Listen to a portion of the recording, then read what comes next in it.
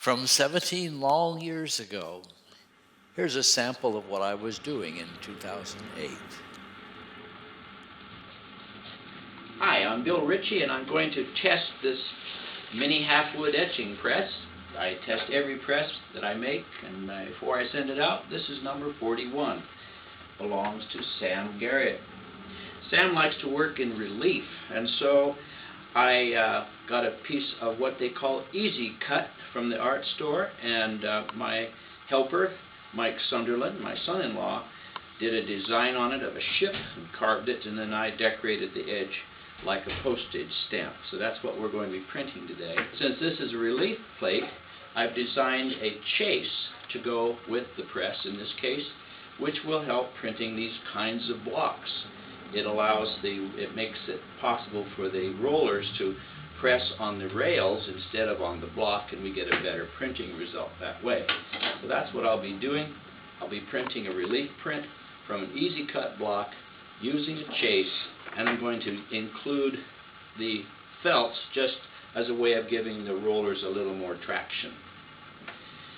I'm using an oil-based relief printing ink made by the Daniel Smith Ink Company here in Seattle, and I'll be rolling it out with a brayer, a cheap speedball brayer, the soft kind, not a hard brayer. I like a soft brayer.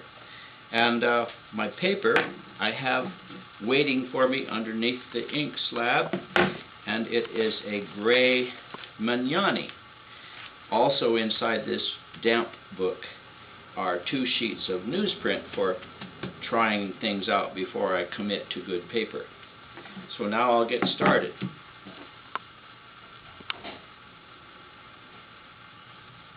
It doesn't take much ink for a very small block like that.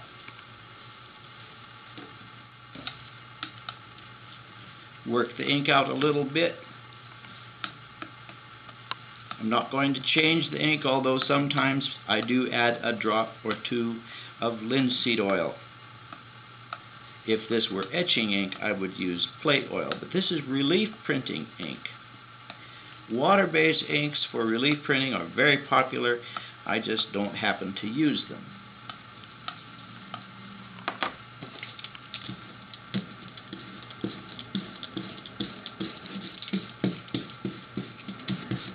Notice I'm rolling at 90 degrees, and that will give me a better chance to get a uniform inking. Also, I can reverse the sides of the roller.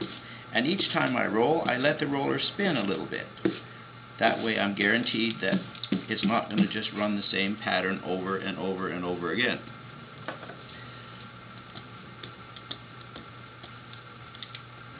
It takes a number of passes to get the block inked up.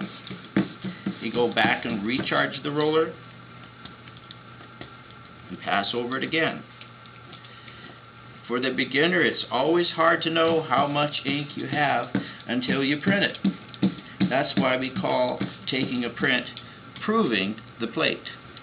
You've proved that the print works that way. If you don't get enough ink, it'll be too thin and vague, soft looking. That's very common the case on the very first time you print. If you put out too much ink, it sounds funny and it sticks up on the plate and it fills the details, and you have to clean the plate in order to start over. Otherwise you get a mushy, bloopy looking print. I like to start out cautiously with minimum amount of ink. That way, I don't have to go back and clean the plate if I overdo it. So we'll go with that, and it's time to load the press. First, the chase goes down the bed. Then I put in the blankets, or felts. Used to call them blankets in college, and I never got over it.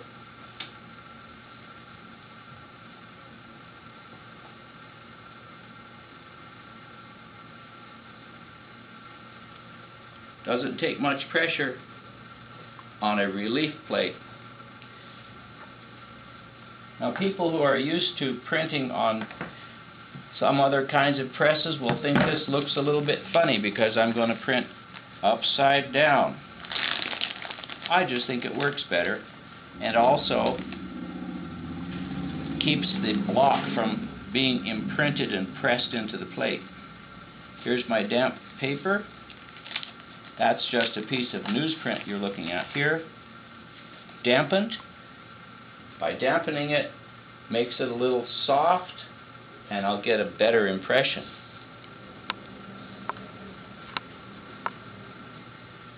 I can also, when I print upside down, I can tell exactly if I'm centering it correctly.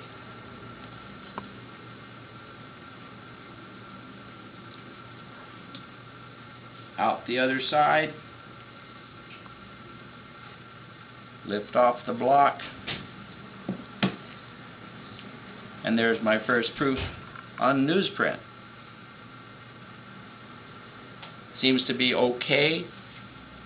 Maybe a little lighter on one side. I don't know whether that's from the pressure or from the inking. But that's just the first proof.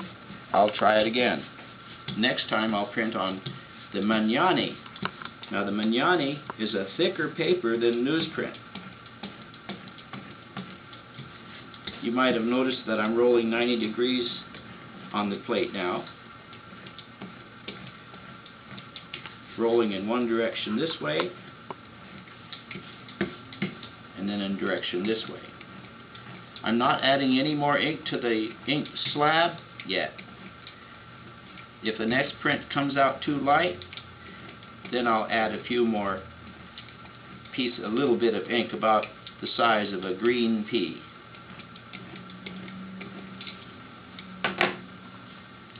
Block is ready, press is ready. Get the damp Magnani. Magnani is a all-rag printmaking paper made in Italy. You might tell from the name Magnani.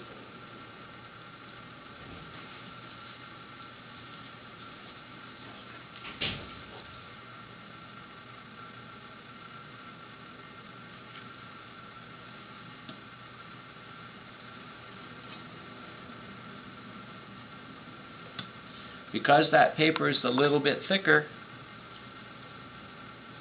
it means the plate will actually have a little more pressure. Pretty nice.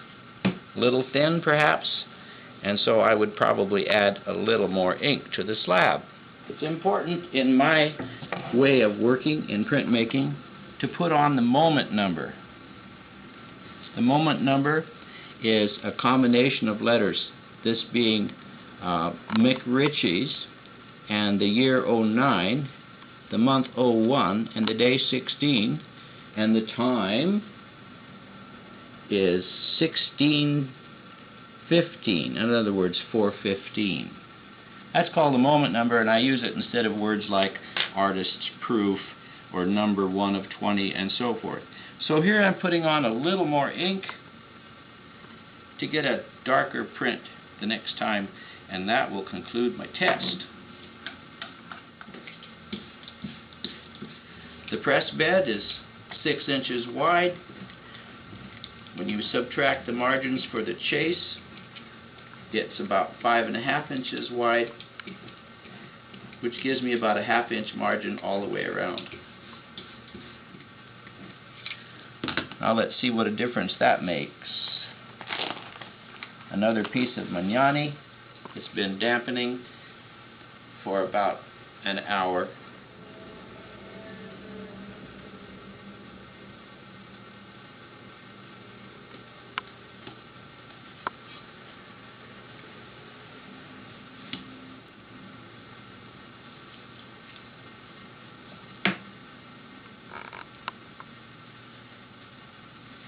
It's a little darker, a little richer. I see one area here that's a little light. I don't know why. I'll have to ponder that for a while. But I can say the press works and it's ready to be picked up after I write the moment number. That's it. Thank you very much for watching. All I have to do now is clean up my mess and box up that print, and it's ready for Sam Garrett. I'm Bill Ritchie. Bye-bye.